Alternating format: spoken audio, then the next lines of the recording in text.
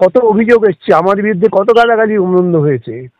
ঠিক এই মুহূর্তে জানতে পারছি যে কলকাতা হাইকোর্টের রায়কেই স্বীকৃতি দিল সুপ্রিম কোর্ট, যেখানে 25,753 জনের চাকরি বাতিল। কি বলবেন? এটাই হওয়া সঙ্গত ছিল, তাই সুপ্রিম কোর্ট সঙ্গত কাজটাই করেছেন, বেরিয়েছে। তখনই প্রত্যেকের বোঝা উচিত ছিল যে সেই রায়টা যথেষ্ট সমস্ত বিষয় সমস্ত দিক বিবেচনা করে রায় দেওয়া হয়েছে। সুপ্রিম কোর্টে এসে তারাই খানিকটা দেরি করালেন। এখন তাদের দেরি হওয়ার ফলে যা যা প্রতিক্রিয়া হবে হবে, পুরো ব্যালেন্স বাতিল, এটা পরিষ্কার হয়ে গেল। শেষ পর্যন্ত কি যোগ্য অযোগ্য বাছাই সম্ভব হলো না?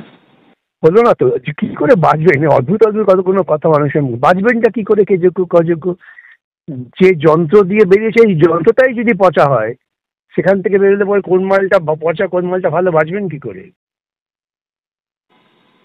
পুরো ঘটনাটা, এই যে পুরো ঘটনাটা ঘটলো, এবার তো একটা হতাশায় ভুগবেন যারা চাকরি করছিলেন। তার জন্য দায়ী সরকার।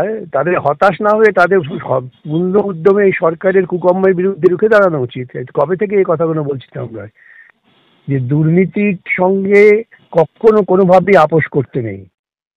অনেকে ভেবেছেন যাক আমার চাকরিটা হয়ে গেল, ঠিক আছে, হোক না, দুর্নীতি কি যায় আসে, এই ধরনের মানসিকতা মানুষের মধ্যে থাকে।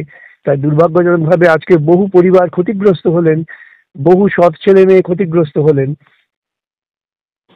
আচ্ছা স্যার, ঠিক জানতে পারছি যে যাদের চাকরি বাতিল হলো তাদের বেতনের টাকাও ফেরত দিতে হবে।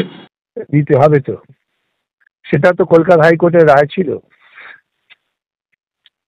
তো এই টাকাটা তারা ফেরত দেবেন কিভাবে, মানে সম্ভব কি কোনোভাবে? সেটা তারা বুঝবেন।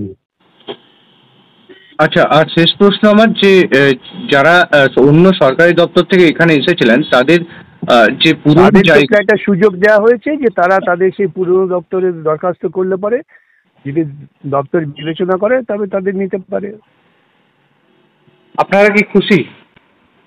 অবশ্যই খুশি, অখুশি হওয়ার কি আছে? এত বড় একটা দুর্নীতি হচ্ছে, সেই দুর্নীতির বিরুদ্ধে আদালতের রায় কবে থেকে লড়াই হচ্ছে, কত অভিযোগ এসছে, আমার বিরুদ্ধে কত গালাগালি উন্নন্দ হয়েছে।